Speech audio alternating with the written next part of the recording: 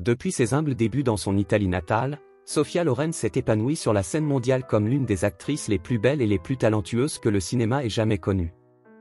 Sa carrière s'est étendue sur plus de 60 ans, avec des performances dans un large éventail de films, dont La Fierté et la Passion, Péniche, Mariage à l'italienne, Hier, Aujourd'hui, Demain et Ciociara, pour lequel elle a reçu l'Oscar de la meilleure actrice. Forte de sa carrière cinématographique à succès, Sophia Loren a grandi entourée de rumeurs. À l'âge de 89 ans, elle s'est exprimée pour la première fois face à ces rumeurs, qui allaient d'accusations selon lesquelles elle était impliquée dans des triangles amoureux à des condamnations à la prison. Explorons la dernière actrice de l'âge d'or d'Hollywood dans ces dernières années. La vie de Sophia a été pleine de hauts et de bas. Dès sa naissance, à travers la faim et les épreuves de la guerre, elle s'est forgée avec une détermination inébranlable et des efforts inlassables. Les premières années difficiles de Sophia, avant qu'elle n'éblouisse le monde en tant que beauté emblématique, ont été remplies de souffrances. Enfant, elle a été confrontée à la faim et à l'itinérance à Naples pendant la Seconde Guerre mondiale. Sophia Loren est née en 1934 sous le nom de Sofia Villanici Colonne dans le sombre rôle de la Miséricorde de Rome, une enfant illégitime issue d'une famille qui lutte pour survivre. Ses premières années ont été marquées par l'extrême pauvreté et les ravages de la guerre, que Loren a décrit comme une période de souffrance, de peur et de faim, lorsque les bombes tombaient sur sa ville natale et que les rations étaient maigres. La jeune Sophie a connu des périodes de faim qui ont ralenti sa croissance vers la beauté sculptée qu'elle deviendra plus tard. En ces temps instables, la jeune fille fragile et mince ne ressemblait guère à la brillante étoile apparue quelques années plus tard. Avec un père absent qui refusait de les soutenir, la famille de Sophia avait du mal à joindre les deux bouts. Sa grand-mère a transformé son salon en bar où vivait la mère de Loren. Elle jouait du piano et sa tante chantait des chansons traditionnelles napolitaines pour divertir les soldats américains qui fréquentaient l'établissement. Trop jeune pour servir de l'alcool, la timide Sophia servait à table et faisait la vaisselle. Loren était une adolescente aux larges épaules et au buste en devenir, sa beauté indéniable. À seulement 15 ans, elle a participé au concours Miss Italie dans le rôle de Sofia Lazzaro, une jeune femme qui rêve d'une vie loin des ruines de la guerre. Même si elle n'a pas remporté la couronne, la jeune Sofia a fait tourner les têtes par son élégance et son sang-froid. Elle s'inscrit bientôt à des cours de théâtre, décrochant de petits rôles dans des films sous le nom de scène donné par le producteur Carlo Ponti, qui l'aidera plus tard à devenir une actrice de premier plan. La percée de Loren a eu lieu en 1954 lorsqu'elle a joué le célèbre rôle dans le film L'Or de Naples. La même année, sa collaboration avec le beau Marcello Mastroianni débute dans le film Toulette. Au cours des années suivantes, elle a joué dans de nombreux films italiens, incarnant des femmes séduisantes, sexuellement confiantes et maîtresses de leur destin, loin de la pauvreté et de l'impuissance dont elle a souffert lorsqu'elle était enfant. En 1957, Loren prenait de l'ampleur à Hollywood, apparaissant aux côtés de grandes stars telles que Cary Grant, Frank Sinatra et John Wayne, consolidant ainsi son image de sex symbole international. La performance déchirante de Loren dans Ciociara a marqué l'apogée de son début de carrière. Incarnant une mère veuve protégeant sa fille adolescente dans une Italie déchirée par la guerre, elle a donné une performance terreuse, célébrant la première victoire de l'actrice aux Oscars pour un rôle dans une langue autre que l'anglais. Après une jeunesse passée à lutter contre les bombes et la famine en temps de guerre, 25 ans plus tard, Loren avait les larmes aux yeux sur la scène des Oscars, serrant dans ses bras la statuette en or qui a cimenté son incroyable ascension au sommet du métier d'actrice. De la pauvreté à la célébrité internationale, Loren a connu une ascension fulgurante à l'âge de 30 ans, portée par son talent, sa détermination, sa beauté à couper le souffle et une volonté imparable de survivre. Mais même si elle profitait de sa renommée et de sa fortune grandissante, les plus grandes réalisations de Loren étaient encore à venir. Avant de nous plonger dans sa vie personnelle, jetons un coup d'œil aux rôles emblématiques qu'elle a joués en 1961, lorsqu'elle jouait aux côtés de Charlton Heston. Le réalisateur Anthony Mann a déclaré que Loren apportait une véritable chaleur et un véritable glamour au rôle de Chim. La même année, elle joue dans Two Women de Victor de Sica, dans le rôle d'une mère essayant de protéger sa fille pendant la Seconde Guerre mondiale. Sa performance minutieuse et émouvante lui a valu l'Oscar de la meilleure actrice, son premier pour avoir joué dans une langue autre que l'anglais. Jusqu'au milieu des années 1960, Loren continue d'équilibrer les superproductions hollywoodiennes et les films internationaux célèbres. Dans le film Lady L de 1965, elle incarne la veuve charmante et manipulatrice d'un aristocrate âgé, face à Paul Newman. Bien que ce soit un changement par rapport à ses rôles précédents, Loren a apporté complexité et intrigue à son portrait. À la fin des années 1960, Lorraine a joué aux côtés de certains des principaux acteurs d'Hollywood, Gregory Peck dans Arabesque et Marlon Brando dans La Comtesse de Hong Kong de Charlie Chaplin. Malgré le pouvoir de star de ces films, les critiques ont estimé que les rôles ne reflétaient pas pleinement le talent de Lorraine. Lorraine a passé une grande partie des années 1970 à se concentrer sur la maternité, mais a continué à apparaître dans des films de grande qualité. Elle a reçu des critiques élogieuses pour Tournesol, nominée aux Oscars, et pour son dernier travail face à Vittorio De Sica dans The Raid en 1974. La même année, elle a joué dans Brief en County, un remake du classique Bien-aimé présenté en première au Hallmark Hall of Fame sur NBC. Le téléfilm a permis à Lorraine de montrer sa vulnérabilité romantique à un public américain plus large. En 1976, Lorraine a joué un rôle de soutien mémorable dans le thriller catastrophe captivant Cassandra Bridge. Même s'il ne s'agissait pas d'un rôle principal, l'élégance sophistiquée de Lorraine a attiré l'attention. Lorraine a rencontré Marcello Mastroianni l'un des jours du tournage du film A Special Day, dans lequel Lorraine incarne une femme au foyer solitaire qui fait une rencontre fatidique avec le personnage de Mastroianni. Sa performance subtile et touchante a valu à Lorraine son 7e prix David Di Donatello et plusieurs prix internationaux. Le film a été un succès au box-office américain, indiquant la popularité durable de Lorraine. Durant les années 1980 et 1990, Lorraine était très sélective dans ses projets, se concentrant davantage sur sa famille et son entreprise. Elle a reçu une nomination au Golden Globe pour son second rôle dans Prêt-à-porter de Robert Altman, qui est devenu l'un de ses plus grands succès commerciaux. En 2009, Lorraine revient au cinéma hollywoodien après 15 ans d'absence avec Nine de Rob Marshall, dans le rôle de la mère de Guido Contini. Lorraine a rappelé aux téléspectateurs sa présence légendaire à l'écran, ce qui lui a valu une nomination au Screen Actor Guild Award pour son second rôle. Même si elle approche de 90 ans, Lorraine ne montre aucun signe de ralentissement. En 2020, elle a interprété un rôle acclamé par la critique dans The Life Red de son fils Eduardo Ponti, dans le rôle d'une survivante de l'Holocauste s'occupant d'un jeune immigrant. Ce rôle a valu à Lorraine certaines des meilleures critiques de ses 6 décennies de carrière.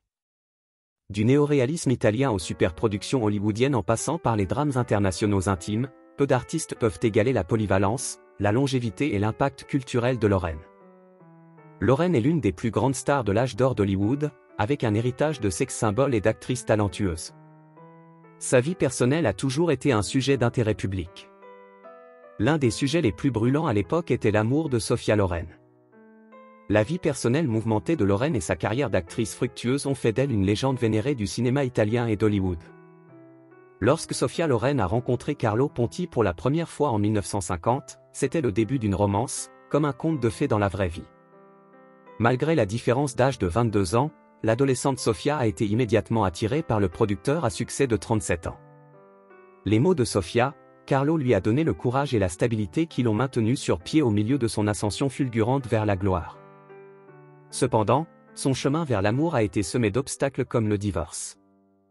À cette époque, Carlo était encore marié à Giuliana Fiasconi lorsqu'il tomba amoureux de Sophia. Le couple s'est marié par procuration au Mexique en 1957, mais a rapidement été accusé de bigamie dans leur pays d'origine. Sophia et Carlo sont devenus citoyens français en 1965 et se sont finalement mariés légalement en 1966, après qu'il ait obtenu le divorce d'avec Giuliana pour la presse italienne. La propriété, fondée sur de fausses accusations d'évasion fiscale, les a contraints à un exil temporaire. Malgré tout, Sophia est restée fidèle à Carlo, reflétant qu'ils formaient une équipe, un couple très uni. Après avoir surmonté de nombreux obstacles juridiques et sociaux pendant 2 décennies, ils se sont installés et ont élevé 2 fils, Carlo Ponti Jr. et Eduardo Ponti. Sophia a eu le cœur brisé lorsque Carlo est décédé en 2007 après près de 50 ans de mariage. Elle a écrit qu'elle était étonnée de voir à quel point elle était parfois surprise que tout soit réel. En plus de son grand amour pour Carlo, Sophia a développé au fil des années des amitiés et des liens étroits avec nombre de ses collègues de cinéma. Elle se souvient avec tendresse d'avoir cuisiné des plats italiens traditionnels avec Omar Sharif entre le tournage de films tels que La chute de l'Empire romain. Elle a également développé une amitié et une complicité indissociables avec Marcello Mastroianni au cours de 12 collaborations inoubliables. Lors du tournage de L'Orgueil et de la Passion en 1957, Sophia avoue être tombée sous le charme de l'idole Cary Grant, qui la poursuivait sans relâche. Elle pensa qu'elle savait que sa place était à côté de Carlo. Il était son refuge. Elle savait aussi combien il était difficile de résister au magnétisme d'un homme comme Cary, qui prétendait tout donner pour elle. Cependant, Sofia a finalement choisi la fidélité à Ponti plutôt qu'un avenir avec Grant. Lorsque la presse hollywoodienne rapporta à tort que Ponti et Lauren s'étaient mariés au Mexique, Grant accepta gracieusement la décision de Sofia. Comme il l'a raconté sur le plateau, Carey, un peu abasourdi et finalement cédé, a réagi de manière vraiment gentleman: « Je lui souhaite tout le meilleur et j'espère qu'il est heureux. » Même après la fin de leur brève histoire d'amour, Sofia semble avoir perfectionné l'art de mettre fin aux relations sans acrimonie. De même, sa romance de 1962 avec le comédien Peter Sellers s'est également terminée à l'amiable. Cependant, selon Sofia, Sellers est resté amoureux d'elle pendant des années. En fait, Sofia écrit qu'elle a appris à laisser les hommes tomber amoureux d'elle à l'écran sans perdre son cœur. Elle a affirmé qu'elle les avait laissés tomber amoureux d'elle, mais elle n'était jamais tombée amoureuse d'aucun d'entre eux. Grant était la seule exception. Bien que Sofia dresse des portraits moins affectueux de sa collaboration avec Marlon Brando et Gregory Peck, accusant Brando de manquer de respect au légendaire Charlie Chaplin sur le tournage de Comtesse de Hong Kong et faisant allusion à une dynamique difficile avec Peck sur le tournage d'Arabesque, indiquant peut-être des sentiments non partagés. Avec ses côtés. En plus de sa carrière d'actrice, Sofia s'est consacrée sans relâche à des causes humanitaires au profit des réfugiés et des enfants, tout en étant un pilier de stabilité et en élevant ses 2 enfants avec Carlo à l'abri des regards du public. Elle a également été confrontée à des problèmes personnels, comme avoir été reconnue coupable d'évasion fiscale lors de la campagne du gouvernement italien contre elle. Sofia a passé 18 jours en prison en 1982 avant d'être totalement disculpée des décennies plus tard. Même si l'héritage durable de Sofia Loren sera toujours constitué de ses rôles emblématiques au cinéma s'étalant sur cette décennie, elle a exploré diverses entreprises au fil des ans. Dans les années 1980, au sommet de sa renommée mondiale, Loren a lancé sa propre ligne de lunettes de vue. Les montures élégantes ont connu un succès instantané, alliant mode et fonctionnalité pour ses légions de fans. Plus tard, elle a également écrit plusieurs livres de cuisine, dont In the Kitchen with Sofia, partageant son précieux héritage culinaire italien avec des lecteurs du monde entier. Même si le théâtre restait sa principale passion, Loren considérait sa plateforme de célébrité comme une opportunité de soutenir des causes humanitaires qui lui tiennent à cœur. Elle était une fervente partisane des initiatives de protection de l'enfance et de réduction de la pauvreté dans le monde entier. Après avoir ravi les cinéphiles avec des performances glamour dans des films tels que Mobile Home et Mariage Italian Style, Loren s'est concentrée sur des films avec une profondeur émotionnelle et un impact social. Elle revient sur grand écran dans la comédie musicale Nine de 2009, dans le rôle de la mère du personnage de Danielle Day-Lewis, un rôle qui évoque ses débuts sur scène et lui permet d'incarner une femme mûre et attentionnée. Puis, en 2014, Loren a captivé le public avec une apparition petite mais puissante dans le drame italien The Human Voice. Le court-métrage a été réalisé par son fils Eduardo Ponti, unissant leur monde professionnel et personnel à travers l'art du cinéma. À 86 ans, elle est sortie d'une retraite de 10 ans pour jouer dans le film Netflix The Life Ahead. Loren incarne Madame Rosa, une survivante de l'Holocauste vivant en Italie qui noue un lien touchant avec Momo, un garçon immigrant de 12 ans originaire du Sénégal. Loren est reconnaissante d'avoir l'opportunité de jouer le rôle d'une femme qui a profondément souffert mais qui continue de prendre soin de ceux qui l'entourent. Le rôle exigeait une authenticité émotionnelle ainsi qu'une maîtrise de l'italien. Alors que de nombreuses actrices de son âge prennent leur retraite d'Hollywood, Loren reste prête à assumer des rôles extrêmement stimulants. Loren a eu raison de tout risquer pour réaliser un film aussi profond et complexe, tant sur le plan émotionnel que physique, ajoutant qu'elle n'était pas du tout surprise que sa mère légendaire ait été impliquée dans une histoire aussi significative si tard dans sa carrière. À travers tout cela, Loren maintient sa chaleureuse authenticité et sa passion pour la création artistique à impact social. Même si elle continue de travailler, la vie quotidienne de Loren est aujourd'hui simple, elle aime passer du temps avec sa famille et faire de longues promenades, observer la beauté de la nature dans sa ville d'adoption de Genève, s'occuper de son jardin, rattraper le temps perdu malgré le séjour de sa famille. Très loin en Californie. Même si elle est une légende vivante qui a partagé des moments avec Sinatra et Grant, Loren reste concentrée sur les relations et les petits bonheurs du quotidien. Après avoir enduré la pauvreté dans une Naples ravagée par la guerre lorsqu'elle était enfant et avoir acquis une renommée contre toute attente, il semblait que Sofia Loren avait enfin triomphé du destin, mais en fait, le pire était encore à venir. Face au vieillissement et à la maladie, en septembre 2023, une semaine seulement après avoir fêté ses 88 ans, Loren subit une chute dévastatrice à son domicile de Genève. Elle a subi de multiples fractures, notamment au fémur, à la hanche et au fémur, nécessitant une intervention chirurgicale immédiate. Ce fut un événement choquant pour des millions de ses fans à travers le monde, qui considéraient la vive Lorraine comme un pilier de force et de résilience. Sa convalescence sera intensive compte tenu de la gravité de ses fractures. Touchée par les nombreux vœux, Lorraine a publié une déclaration remerciant tout le monde pour leur amour. Au cours de ce chapitre difficile, un accident s'est produit peu de temps après l'apparition éblouissante de Lorraine au Festival international du film de Venise pour le défilé Armani, où elle a épaté la foule dans un tailleur pantalon ivoire qui respirait le glamour du vieux Hollywood. Peu de ses fervents fans se rendaient compte que l'icône serait bientôt confrontée à une crise de santé déchirante, mais elle a affronté le processus de guérison ardu avec sa détermination et sa grâce. Lorraine a fait face à des obstacles de taille toute sa vie, depuis le fait d'avoir grandi sans le sou en Italie à cause de la guerre jusqu'à surmonter la barrière de la langue à Hollywood. Désormais dépendante de soins 24 heures sur 24, elle trouve du réconfort dans sa famille et des joies simples pendant sa convalescence. Dans une déclaration quelques semaines après son opération, Lorraine a remercié tout le monde pour l'amour et la proximité qu'ils lui ont montré, ajoutant qu'elle allait mieux et qu'elle avait juste besoin d'une rééducation et d'une période de repos. Toujours modeste, elle s'est montrée davantage préoccupée par les conséquences de son accident sur les événements professionnels à venir. Avec de multiples fractures à 88 ans, même la vie quotidienne pose des défis, mais Lorraine reste dévouée à son art. À mesure que 2024 avance, le monde vénère Sophia Loren non seulement comme une icône du cinéma, mais aussi comme un modèle de résilience.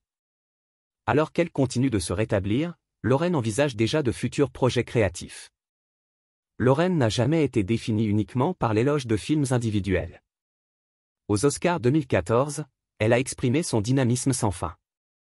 La fille de la guerre pensait qu'elle avait grandi pendant la guerre et que la seule chose dont il rêvait était de survivre le lendemain. Elle a essayé d'utiliser la souffrance que tout le monde a vécue pendant la guerre pour créer quelque chose de positif. Décennie après décennie, même avec des traumatismes qui affaibliraient des artistes beaucoup plus jeunes, Lorraine trouve un sens à travers la narration cinématographique. Alors qu'il aurait été tentant de prendre une retraite confortable il y a plusieurs décennies, elle a entretenu son étincelle créative jusqu'à la fin des années 1980. En réfléchissant à sa renommée durable, Lorraine affirme qu'il ne s'agit pas de beauté, mais de ce qu'elle ressent intérieurement, de sa sécurité et de son bonheur.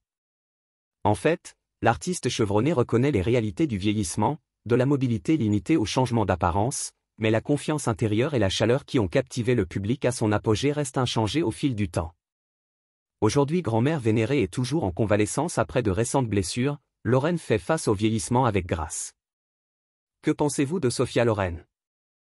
Laissez un commentaire pour nous le faire savoir. Assurez-vous également de vous abonner à notre chaîne pour plus de contenu.